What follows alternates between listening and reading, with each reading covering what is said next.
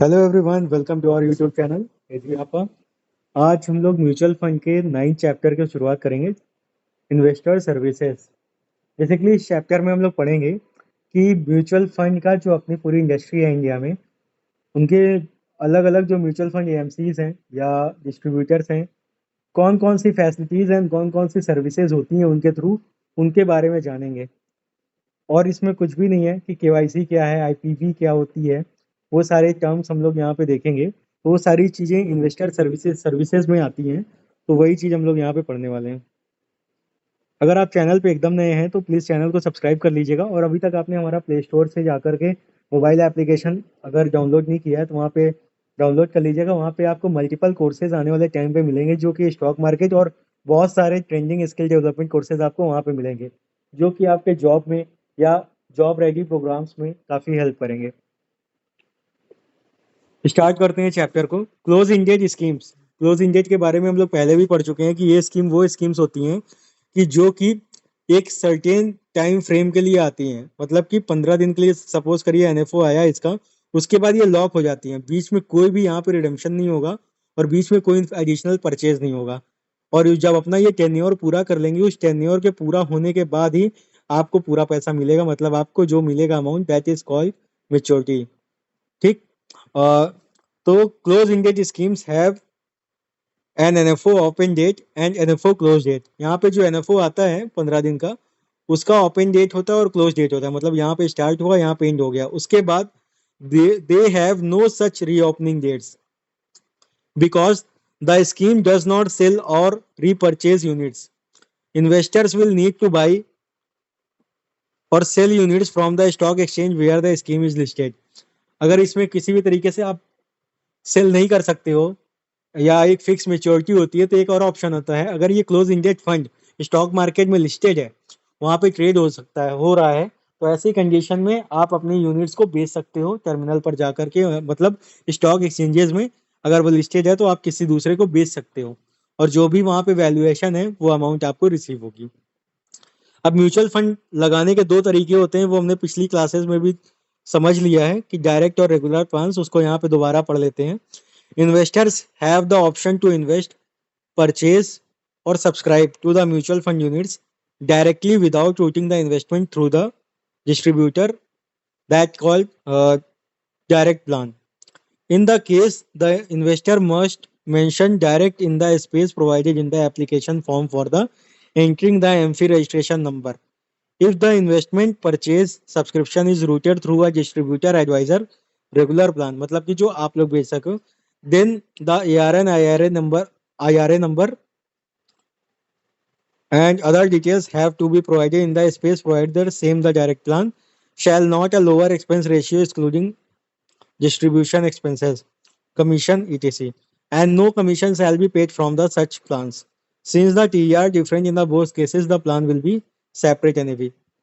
यहाँ पे जो भी कहानी दी गई है मैं आपको बताता हूँ कि देखिए, म्यूचुअल फंड दो तरीके के होते हैं। ठीक है, सपोज करिए आप तो एनआईएसएम क्वालिफाई इसलिए कर रहे हो कि आप इसके बाद एमफी का अपना एआरएन बना लेंगे और अपना खुद का बिजनेस करेंगे। तो आप कौन हो गए? म्यूचुअल फंड के डिस्ट्रीब्यूटर। ठीक।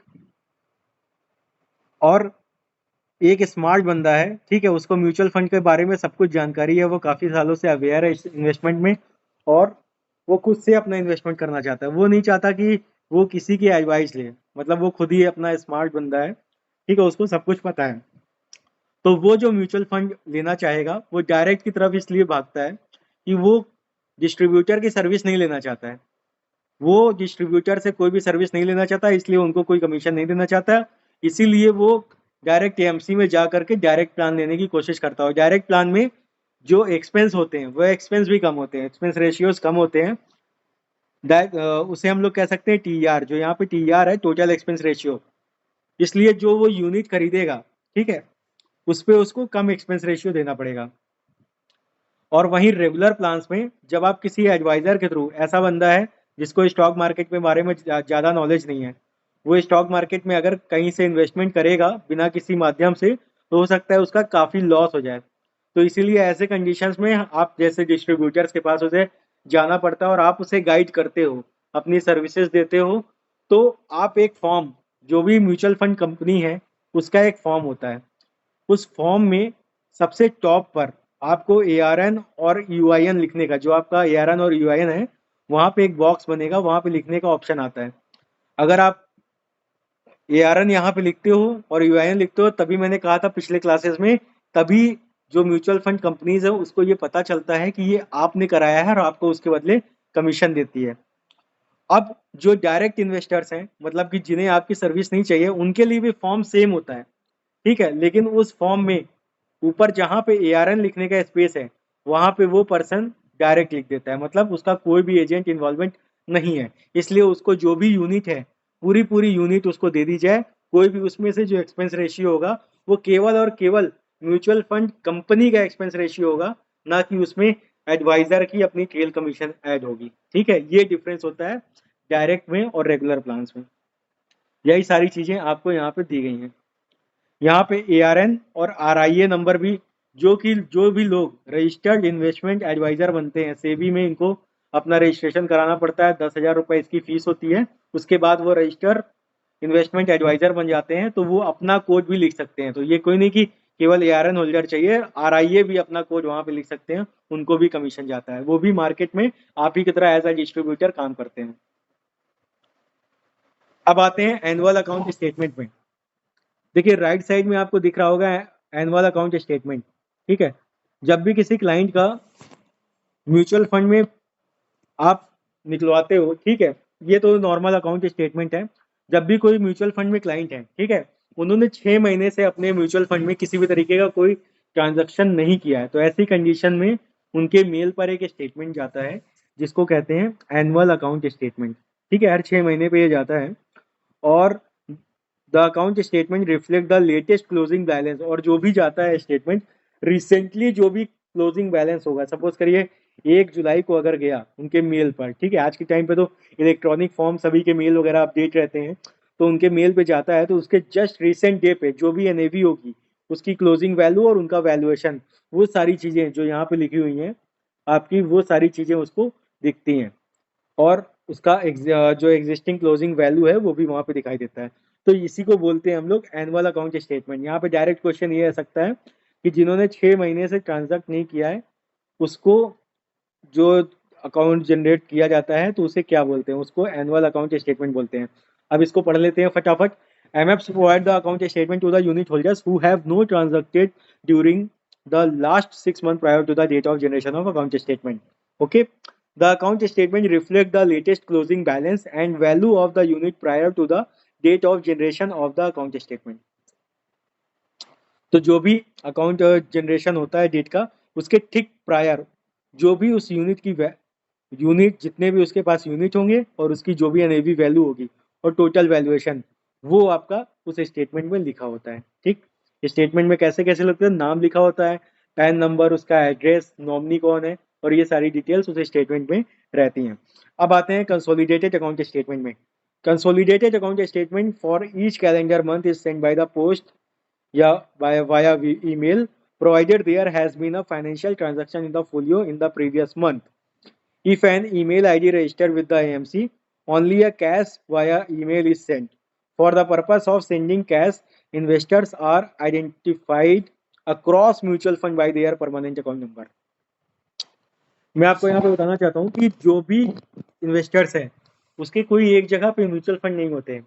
कभी कभी जैसे बहुत सारे स्टॉक ब्रोकर्स हैं, प्लस बहुत सारी म्यूचुअल फंड कंपनीज हैं, उसने एज अ डिस्ट्रीब्यूटर जैसे आपको भी जानता है, उसी तरीके से कोई मिश्रा जी हैं, वो भी एक डिस्ट्रीब्यूटर है, उनसे भी वो म्यूचुअल फंड ले सकता है। उसी तरीके से एनजे एक कंपनी है, उससे भी म्यूचुअल फंड ले सकता है।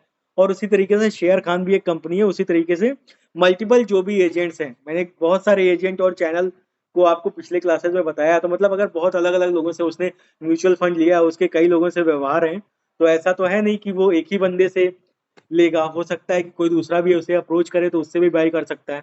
तो ऐसे कंडीशन में एक उसको प्रॉपर उसके ईमेल आईडी पे या उसको वाया पोस्ट, जो भी उसका घर का एड्रेस रजिस्टर्ड है, वहां पे मंथली बेसिस पे, कैलेंडर मंथ पे एक स्टेटमेंट आता है, जहां पे पूरे म्यूचुअल फंड्स को कंसोलिडेट कर दिया जाता है। मतलब जितना भी उसके पास म्यूचुअल फंड है, वो सारा कंसोलिडेट हो जाता है एक स्टेटमेंट में।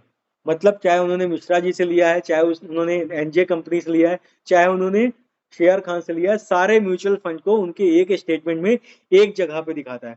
ब्रोकर्स तो अपना या डिस्ट्रीब्यूटर तो अपना स्टेटमेंट देते ही हैं, लेकिन वो अलग अलग रहता है, सभी का अपना अलग अलग रहता है, लेकिन पूरा सभी लोगों को एक जगह पे कंसाइज करके एक जगह पे उसको एक जगह पे पूरा प्रोवाइड कर दिया जाता है, कलेक्ट करके सारा डेटा कि ये म्यूचुअल फंड यहाँ से लगा हुआ है, ये म्यूचुअल फंड मिश्रा जी से लगा हुआ है, ये म्यूचुअल फंड यहाँ से लगा हुआ है, तो और उसकी पूरी वैल्यूएशन दी जाती है।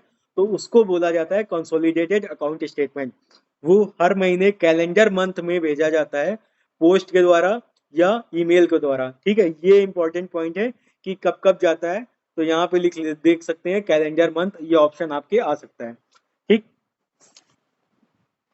अब पढ़ते हैं। CAS for each calendar month is send by post या email provided there have been financial transaction in the folio in the previous month. जो भी प्रीवियस मंथ में लास्ट डेट में जो भी वैल्यू होगी उसके बेसिस पे आ जाएगा। If an email ID registered with the AMC, अगर ईमेल आईडी रजिस्टर्ड है तो ईमेल से चला जाएगा। For the purpose of sending cash investor are identify across mutual fund, मतलब इन्वेस्टर उसके पैन पे, और ये डिटेक्ट किया जा कैसे किया जाता है म्यूचुअल फंड इंडस्ट्री में कि उसके पास कितने म्यूचुअल फंड है। पैन एक ऐसा जरिया होता है जिसके द्वारा उसकी सारी अक्रॉस इन्वेस्टमेंट फेच कर ली जाती है और वही कंसोलिडेटेड अकाउंट स्टेटमेंट में आ जाती है। हालांकि मैं आपको एलोबरेट करता हूँ थोड़ी और चीजें। कंसोलिडेटेड अकाउंट स्टेटमेंट में केवल म्यूचुअल फंड नहीं होता है, उसमें आपके शेयर्स भी, आपके जो कि दोनों डिपॉजिटरीज में चाहे एनएसडीएल है चाहे सीडीएसएल है, अगर वो भी हैं, उन स्टॉक एंड सिक्योरिटीज उनकी भी डिटेल उसमें आ जाती है। अब आते हैं स्विच। स्विच किसे कहते हैं या स्विच कैसा प्रोसेस है। स्विच के बारे में मैं आप लोगों को बताऊंगा। जैसे आपने कोई किसी एक म्यूचुअल फंड एएमसी में कोई प्लान लिया हुआ है, ठीक है, सपोज करिए आपका आईसीआईसीआई प्रूडेंशियल के म्यूचुअल फंड में आपने एक म्यूचुअल फंड बाय किया है जिसका नाम है ICICI prudential asset allocation fund. ठीक है, अब 5 साल से आप उस म्यूचुअल फंड में इन्वेस्ट कर रहे थे। अब आपको लग रहा है कि एक नया म्यूचुअल फंड आया है जिसका नाम है आईसीआईसीआई प्रूडेंशियल टेक्नोलॉजीज फंड, और आपको लगता है कि ये फंड आने वाले टाइम पे काफी अच्छा परफॉर्म करेगा। अब आपके पास नया पैसा नहीं है उस म्यूचुअल फंड में लगाने का, लेकिन आपका मन है कि आप उस म्यूचुअल फंड को नए म्यूचुअल फंड में चेंज कर दें। मतलब जो पैसा हमारा आज तक उस म्यूचुअल फंड में, पुराने म्यूचुअल फंड में बन चुका है, वो पैसा हम नए म्यूचुअल फंड में, वो पैसा हम नया पैसा इन्वेस्ट ना करके उसी म्यूचुअल फंड की जो वैल्यू है नए म्यूचुअल फंड में कर दें। तो इसी प्रोसेस को कहा जाता है स्विच।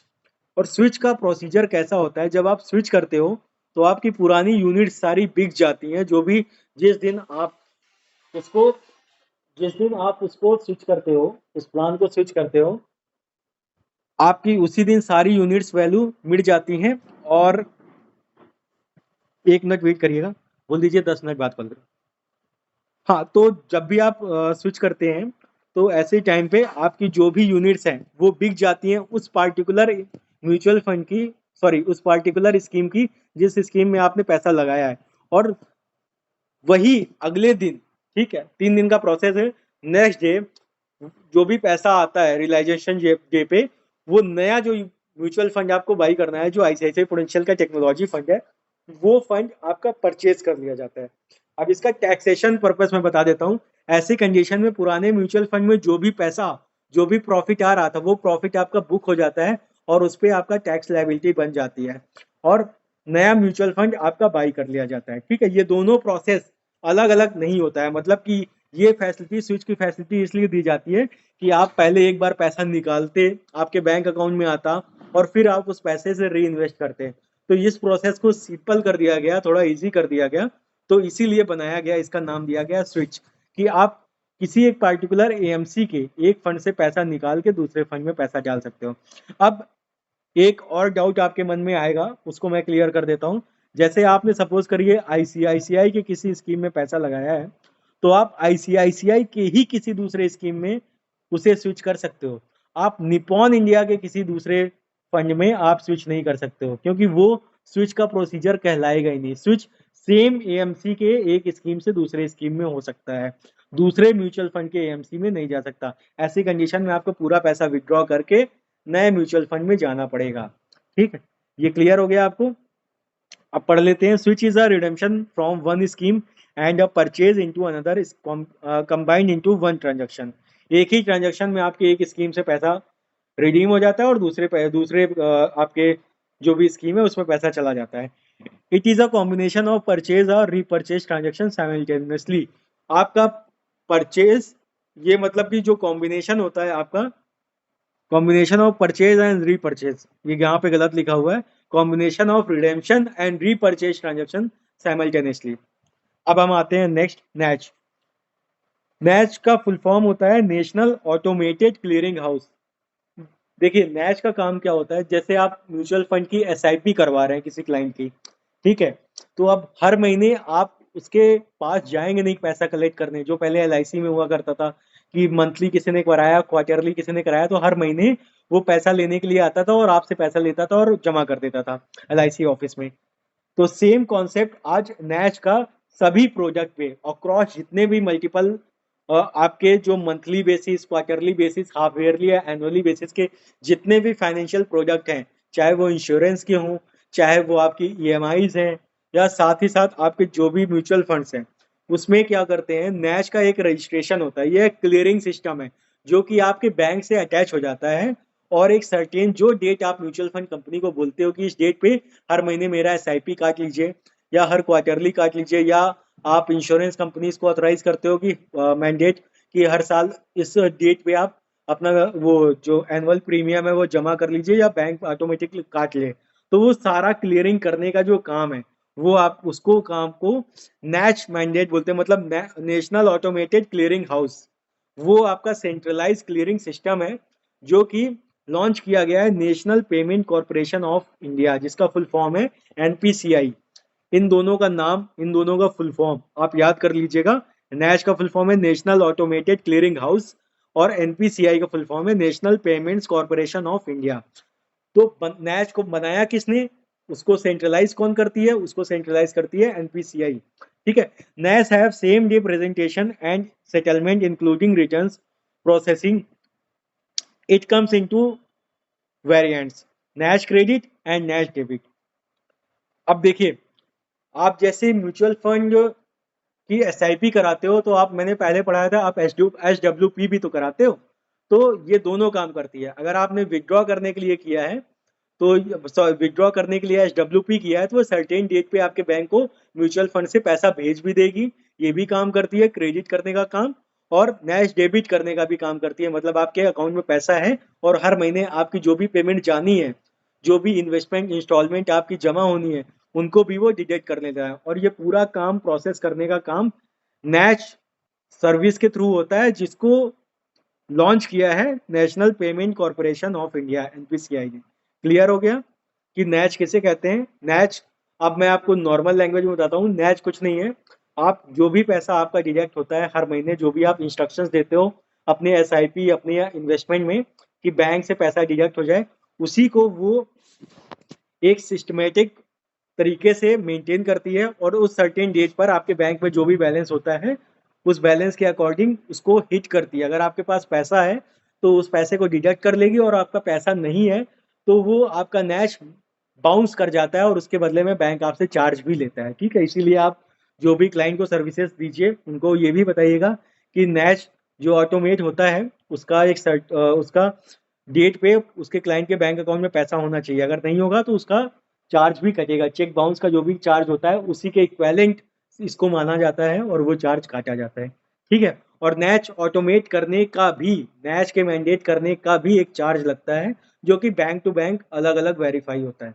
सॉरी अलग अलग वेरी करता है। ओके।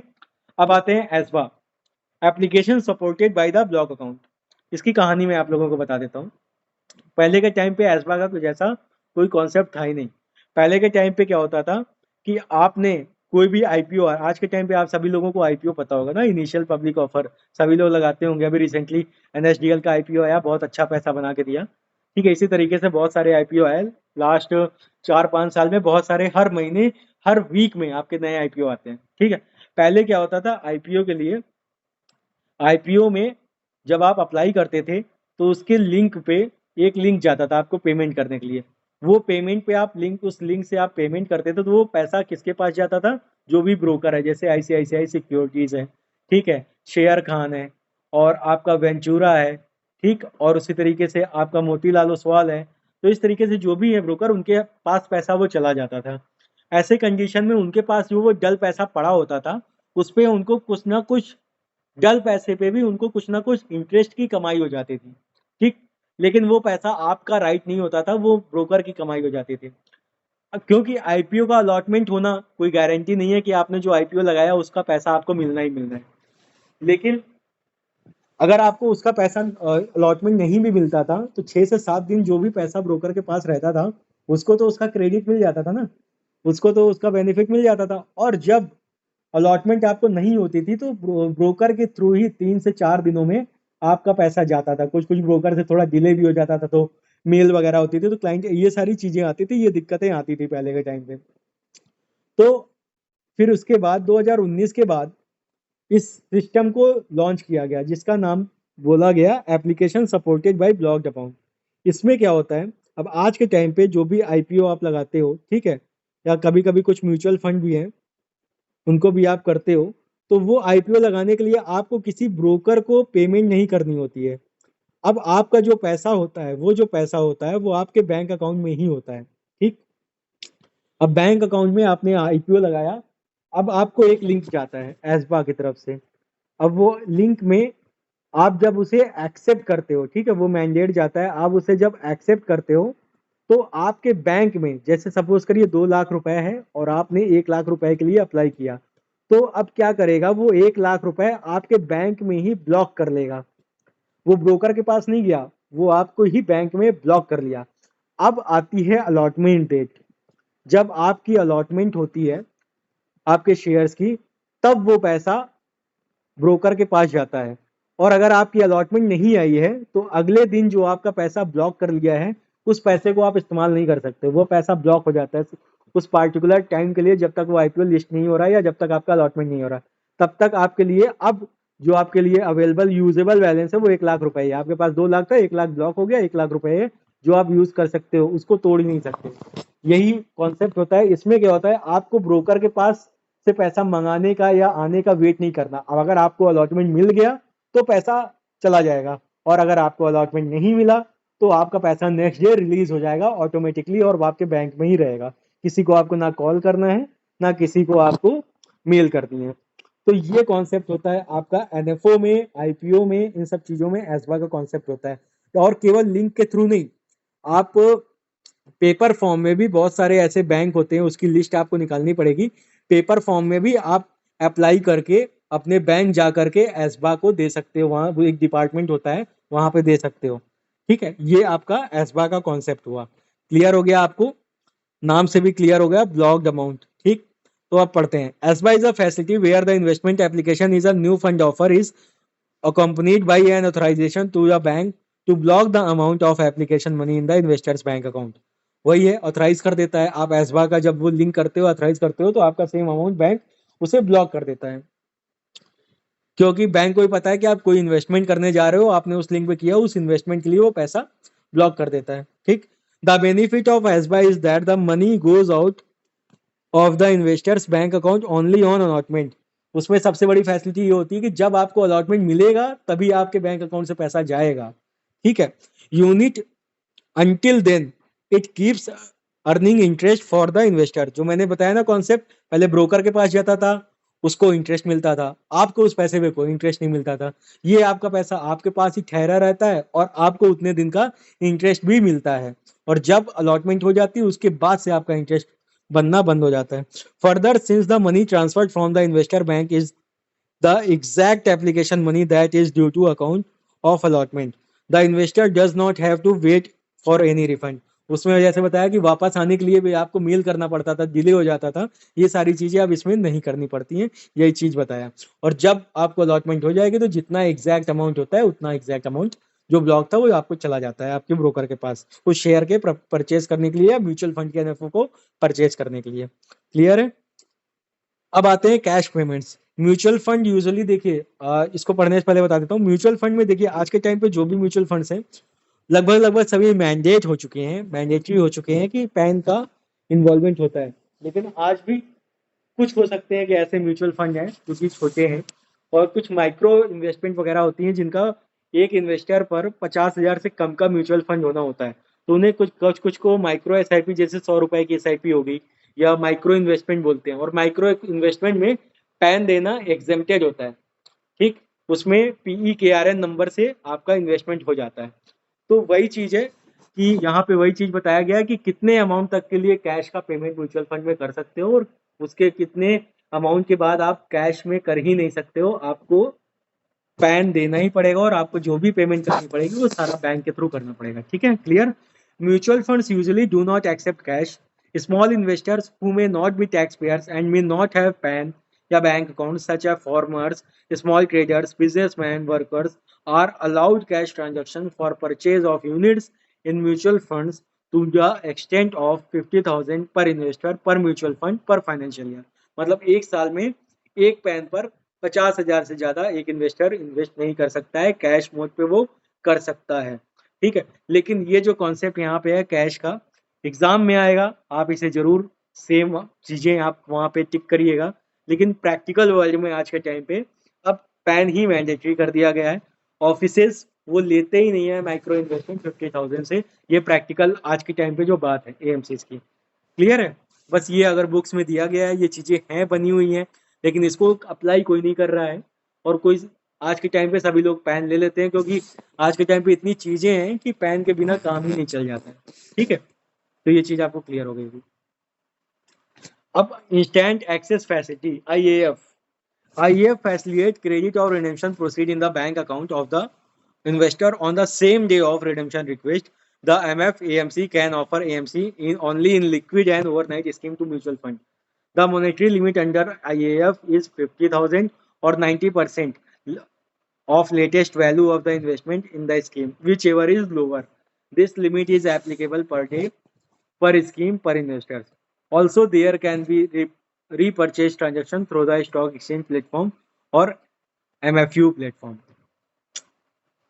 इंस्टेंट फैसिलिटीज आपको ये इंस्टेंट जो IAF फैसिलिटी है, इंस्टेंट एक्सेस फैसिलिटी, ये आपकी बेसिकली लिक्विड फंड जो भी होते हैं या ओवरनाइट फंड होते हैं, जो मतलब कि इमीडिएट आपको पैसा विड्रॉ करने की फैसिलिटी देते हैं।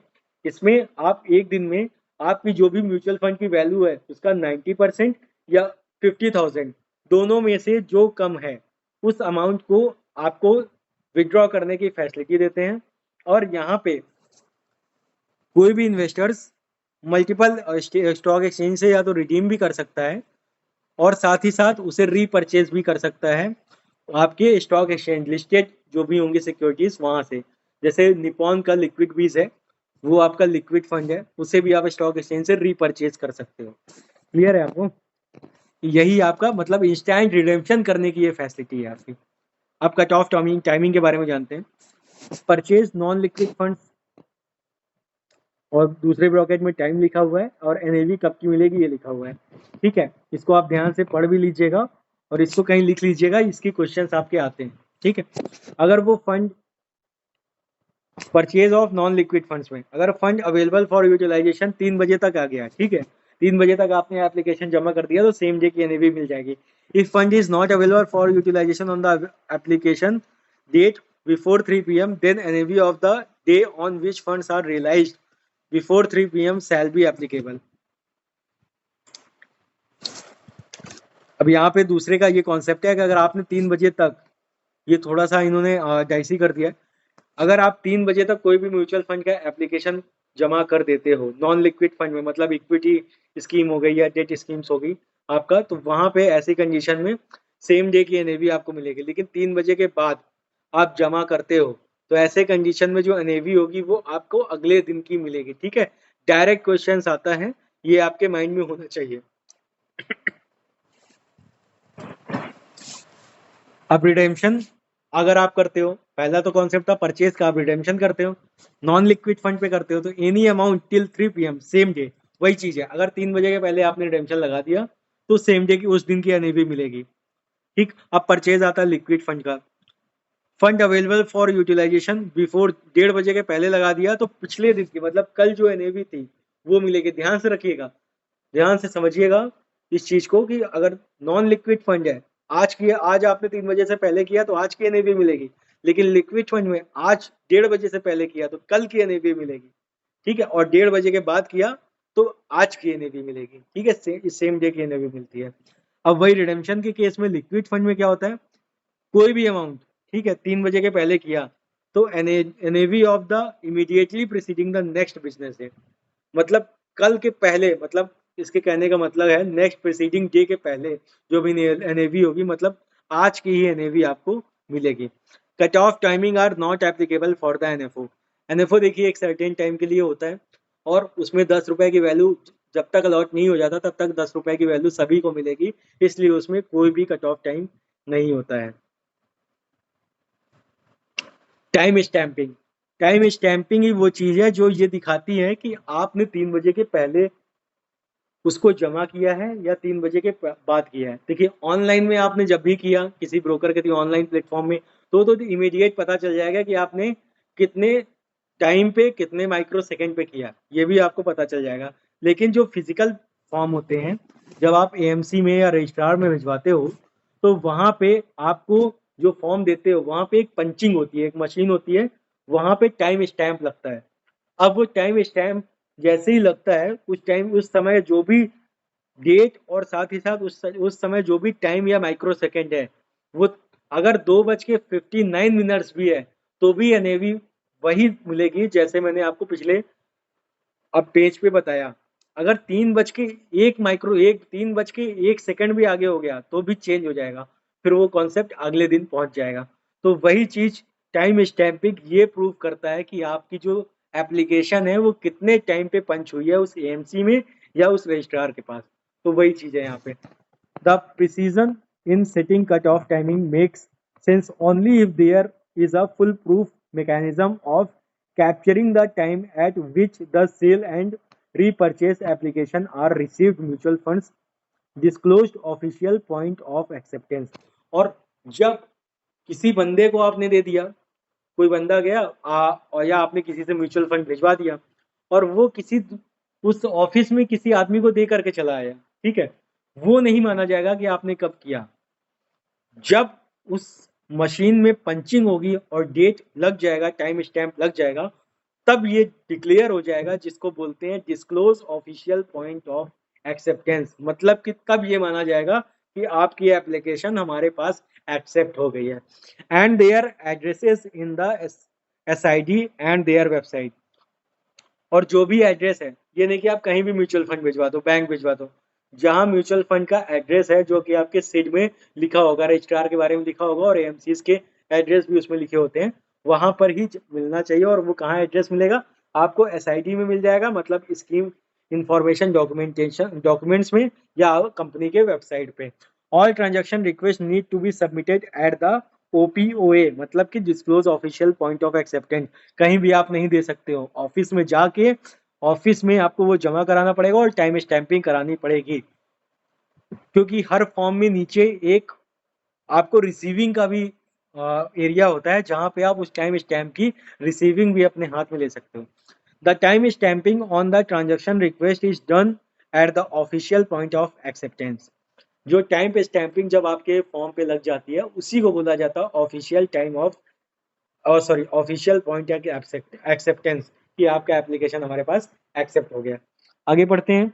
SEBI and RBI has allowed qualified foreign portfolio investors who meet KYC requirements to invest in equity and debt scheme of mutual fund through two routes। देखिए एफपीआई क्या होते हैं, फॉरेन पोर्टफोलियो इन्वेस्टर्स, जो कि फॉरेन इंडिविजुअल्स या foreign institutionals जो अपना पैसा इंडिया में इन्वेस्ट करना चाहते हैं, तो उनकी केवाईसी रिक्वायरमेंट को मीट करने के लिए सेबी दो तरीके से उन्हें रूट करती है इंडिया में कि वो पैसा लगा सकते हैं। एक डायरेक्ट रूट होता है और एक इनडायरेक्ट रूट होता है। डायरेक्ट में क्या होता है कि वो एक एफपीआई अपना अकाउंट ओपन करते हैं, जैसे अभी रिसेंटली जेन स्ट्रीट का मामला आप लोगों को सामने आया होगा कि किस तरीके से वो इंडिया में ट्रेडिंग करती थी। सेम चीज है कि या तो वो इंडिया में किसी ब्रोकर के साथ डीमैच अकाउंट खुलाए, ठीक, और उसके साथ अपना पैसा इन्वेस्ट करें। एक तरीका ये हो गया, ये डायरेक्ट रूट हो गया। एक इनडायरेक्ट रूट होता है, उसमें क्या होता है कि वहां का जो भी एक एजेंट होता है, इंटरनेशनली भी जैसे इंडिया में एजेंट होते हैं वैसे इंटरनेशनली एक एजेंट होता है, जैसे जैसे कि अमेरिकन एक्सप्रेस हो गया, ठीक है, ब्लैक रॉक हो गया। तो वो क्या करता है, वो इंडिया के स्टॉक मार्केट में या इंडिया के म्यूचुअल फंड्स में एज अ एग्रीगेटर प्ले करता है, कि उनका इंडिया के म्यूचुअल फंड्स में उनका टाई अप होता है। तो वो क्या करते हैं, वो अपने यहाँ पे, जैसे हम लोग यहाँ पे केवाईसी कराते हैं, वो अपने यहाँ पे अपने ब्रोकर की केवाईसी करते हैं, और अपने एफपीआई की या वहाँ के जो इंस्टीट्यूशनल्स हैं उनकी केवाईसी अपने पास ही रखते हैं। और वो अपने जो रजिस्टर्ड जितने भी उनके पास म्यूचुअल फंड हैं इंडिया में जो लिस्टेड उनके पास हैं, वहां पे इन्वेस्ट कराते हैं। उनके पास पैसा जमा होता है, ये इंडिया में इन्वेस्ट कराते हैं, और इंडिया के थ्रू उन्हें एक कंफर्मेशन रिसिप्ट मिल जाती है, जिसको बोलते हैं यूनिट कंफर्मेशन रिसिप्ट। और ये रिसिप्ट ये इनको प्रोवाइड कर देते हैं। तो ये इनडायरेक्ट चैनल है, किसी एजेंट के थ्रू ये काम करते हैं, इसलिए इसको इनडायरेक्ट चैनल कहा जाता है। अब इसको पढ़ लेते हैं, कॉन्सेप्ट यही है, बहुत सिंपल सा था। Holding mutual fund unit via unit confirmation receipt, individual and non-individual investors are permitted to invest in mutual fund in India. The who can invest section of the offer document is the best source to check on eligibility to invest. और कौन कौन India में invest कर सकता है, वो अपने agent से सारे ऑफर डॉक्यूमेंट उनको एजेंट प्रोवाइड कर देता है। और किस किस म्यूचुअल फंड कंपनी में इन्वेस्ट कर सकते हैं वो तो उनका एजेंट उनको खुद प्रोवाइड करता है। तो ये इनडायरेक्ट चैनल हो गया, ठीक। अब आते हैं केवाईसी रजिस्ट्रेशन एजेंसीज, केआरए।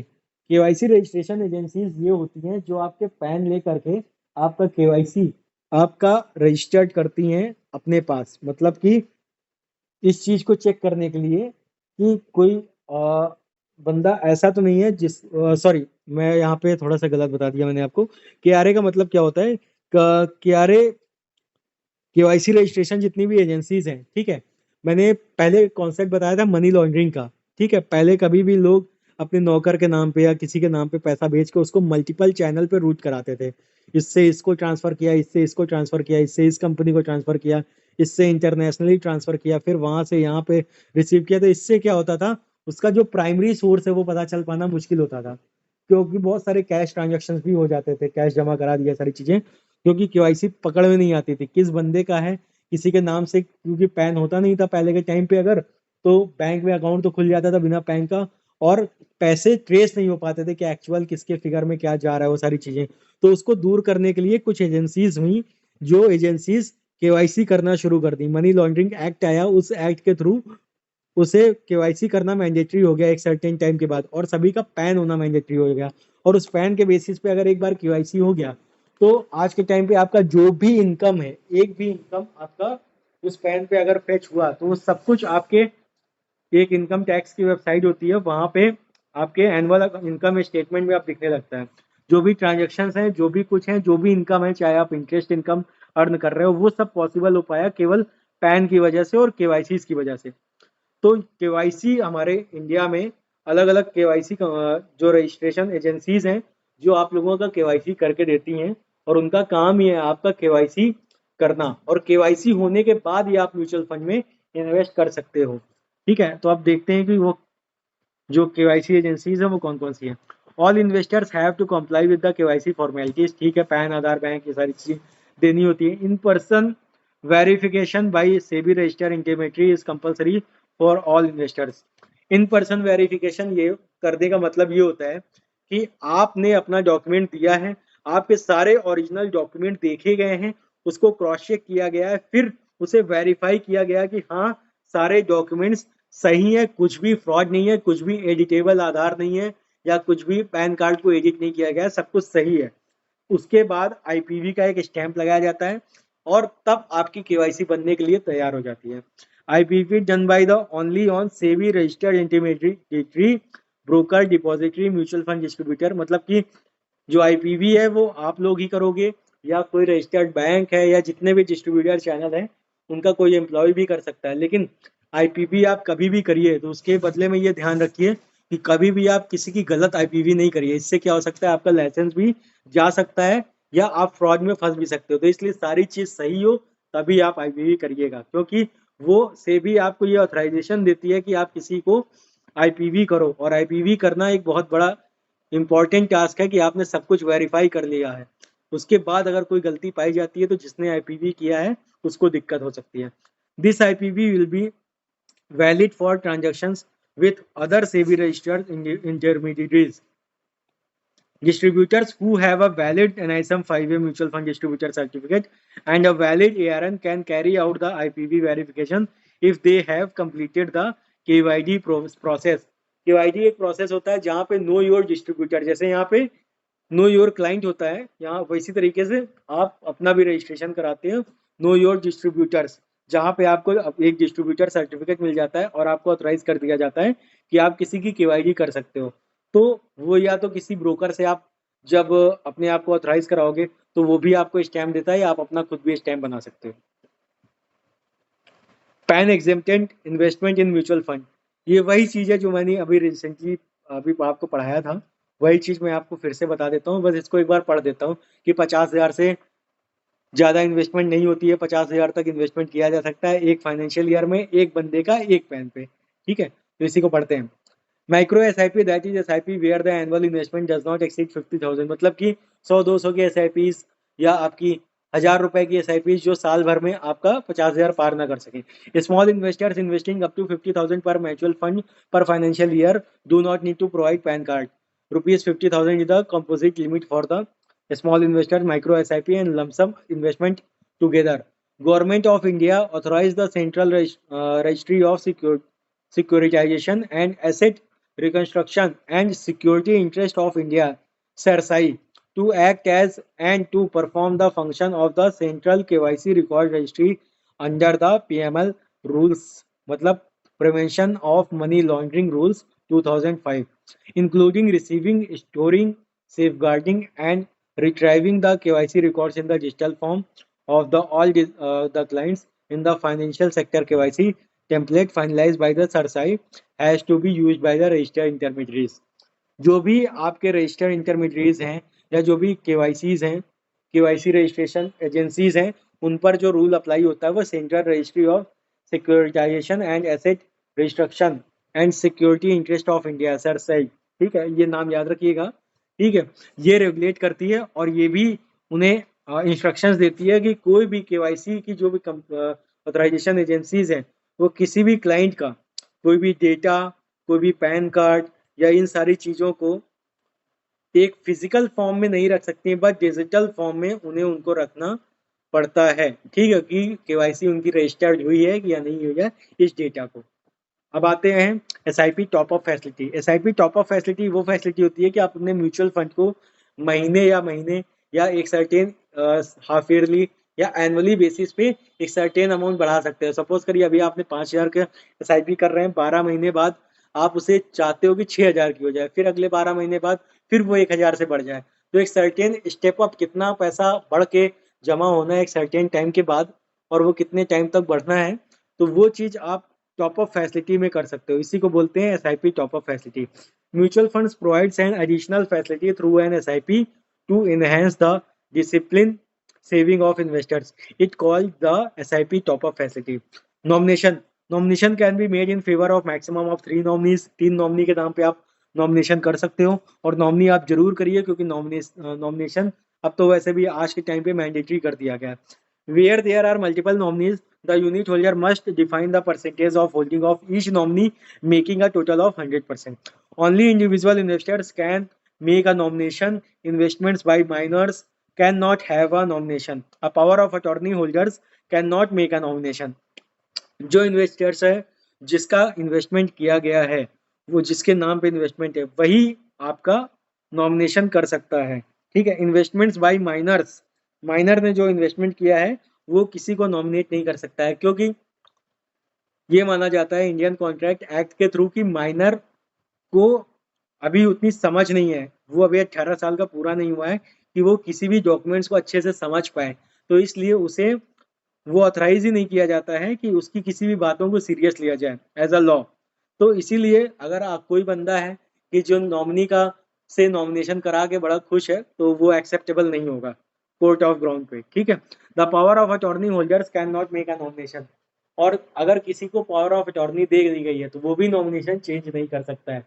जिसका इन्वेस्टमेंट एक्चुअली है वही उसके नॉमिनेशन को चेंज कर सकता है। The nominee can not B individual, sorry, the nominee can be an individual. Nominee कोई आदमी ही होना चाहिए, कोई इंसान ही होना चाहिए। नॉमिनी कोई भी कंपनी, कोई भी पार्टनरशिप फर्म या कोई भी आपकी ट्रस्ट, ये लोग नॉमिनी नहीं हो सकते हैं। इंक्लूडिंग माइनर्स, माइनर भी नॉमिनी हो सकता है या एनआरआई भी नॉमिनी हो सकते हैं। और कौन कौन से लोग नॉमिनी हो सकते हैं? Central and state government and local authorities, ये भी आपके नॉमिनी हो सकते हैं। If the nominee is a minor, अगर नॉमिनी माइनर है तब guardian, sorry, then a guardian too can be specified, तो गार्जियन उसको स्पेसिफाइड भी किया जा सकता है। Nomination can not be made in favour of trust, trust के फेवर में नॉमिनेशन नहीं किया जा सकता है। केवल दो ट्रस्ट के फेवर में नॉमिनेशन किया जा सकता है। वो कौन कौन से ट्रस्ट हैं? एक रिलीजियस ट्रस्ट है और चैरिटेबल ट्रस्ट है। यहाँ पे आपका नॉमिनेशन किया जा सकता है, बाकी किसी ट्रस्ट को नॉमिनेट नहीं किया जा सकता है। और किसको नॉमिनेट नहीं किया जा सकता है? सोसाइटी, बॉडी, कॉर्पोरेट, मतलब कि company, partnership firm, karta of an HUF और a power of attorney of holders, इन लोगों को नॉमिनेट नहीं किया जा सकता है। अब ट्रांसमिशन ऑफ यूनिट्स, ट्रांसमिशन तब होता है जैसे सपोज करिए कोई यूनिट होल्डर है, ठीक है, उसने नॉमिनेशन नहीं किया, पहले के टाइम पे होता था, नॉमिनेशन नहीं किया, अब उसकी डेथ हो गई। अगर उसने डेथ के पहले विल बनाई है तो बेस्ट है। अगर विल नहीं बनाई है तो लीगल एयर के पास जाता है, जो भी उसके लीगल एयर हैं उनके पास वो सारी चीजें आती हैं। और लीगल एयर के पास जाने का जो प्रोसेस होता है, उसी म्यूचुअल फंड को, लीगल एयर को ट्रांसफर करने का जो प्रोसेस होता है, जो भी यूनिट्स हैं, जो भी इन्वेस्टमेंट है, उसी को बोलते हैं transmission of units. Process of transferring units to the person entitled to receive it in the event of death of the unit holder. The person entitled to receive it depends upon the folio conditions of joint holder and nomination. If the first holder pass away, the second holder substituted as the first holder. हाँ, ये भी मानिए कि first, अगर दो लोगों के नाम पे है इन्वेस्टमेंट ए एंड बी, और ए की डेथ हो जाती है तो बी ऑटोमेटिकली फर्स्ट होल्डर हो जाएगा। फर्स्ट होल्डर कहने का मतलब ये नहीं है कि ए और बी में कि ए ही को पहले डेथ होनी चाहिए। अगर ए बी में फर्स्ट होल्डर ये है, अगर बी की भी डेथ हो गई तो ये तो सोलली फर्स्ट होल्डर हो ही गया, क्योंकि पहले भी ये फर्स्ट होल्डर ही था। तो ऐसी कंडीशन में in the singly held full sorry the if the first holder pass away, the second holder substituted as the first holder। अभी भी वो फंड पूरी तरीके से खाली नहीं हुआ, फर्स्ट होल्डर के पास भी डिसीजन है कि वो नॉमिनेशन चेंज कर सकता है। If the first holder, sorry, अब आते हैं, in a singly held folio with the nomination, the units are transferred to the nominee. If a folio is jointly held and has nomination, the right of joint holder will be take precedence. If there are no nomination in the folio, the unit are transmitted to the legal successor। मतलब उसका legal air पहले declare होता है, court से वो certificate बनता है, उसके बाद उसे ट्रांसफर किया जाता है। जब कोर्ट का ऑर्डर आ जाता है, सब कुछ सही होता है, सबकी एनओसी हो जाती है, उसके बाद अब बगल में एक चार्ट है, उस चार्ट को आपको जानना जरूरी है। Service provided by mutual funds, turn around time, कि कितने दिन में कौन सी सर्विस देनी चाहिए। जो चीजें हम लोगों ने पढ़ी है वो सारी चीजों के बारे में कुछ एडिशनल भी है। NAV calculation and disclosure, daily basis पे एनएवी जानी चाहिए। Mutual fund schemes other than IPO and ELSS to remain open for the subscription, maximum 15 दिन। Mutual fund scheme to allot unit और refund money within 5 business day of the closure of NFOs, reopening for ongoing sale repurchase open-ended schemes other than within 5 business days of allotment, dispatch of dividend warrants to investors within 30 days। ये सारी चीजें आप पढ़ लीजिएगा pause करके। इसमें कोई भी चीज ऐसी नहीं है कि जो कि आपको समझाने वाली है। वो सारी चीजें एक टाइम डेडलाइन है, वो टाइम फ्रेमवर्क है, उस टाइम को आपको अपने माइंड में रखना है। तो इसी के साथ हमारा जो ये 9th चैप्टर भी है वो कंप्लीट हो गया है, और थोड़ा इम्पॉर्टेंट चैप्टर है। इसको आप जरूर अपने जब भी आपका एग्जामिनेशन है उसके ठीक पहले जरूर पढ़ के जाइएगा। और इसके जो भी मॉक टेस्ट है अभी आपको अवेलेबल हो जाएगा हमारे मोबाइल एप्लीकेशन पे, उसको जरूर लगा के जाइए, जो कि हालांकि पेड है, लेकिन वो आपको काफी हेल्प करेंगे आपके एग्जाम को पास करने में। और ये जो भी वीडियो है, आप अगर इसको एक बार देख लोगे तो आपके सारे कॉन्सेप्ट लगभग क्लियर हो जाएंगे। तो ठीक है, थैंक यू सो मच। अगर आपने वीडियो को अभी तक लाइक नहीं है और सब्सक्राइब नहीं किया है चैनल को, तो आप प्लीज़ सब्सक्राइब कर दीजिएगा। और जिनको भी लगता है कि ये किसी और के लिए फ्रूटफुल हो सकते हैं, आप इस चैनल के लिंक को उनके साथ शेयर भी कर सकते हो। तो थैंक यू सो मच। इसी के साथ मैं इस वीडियो को यहीं पे कंप्लीट करता हूँ।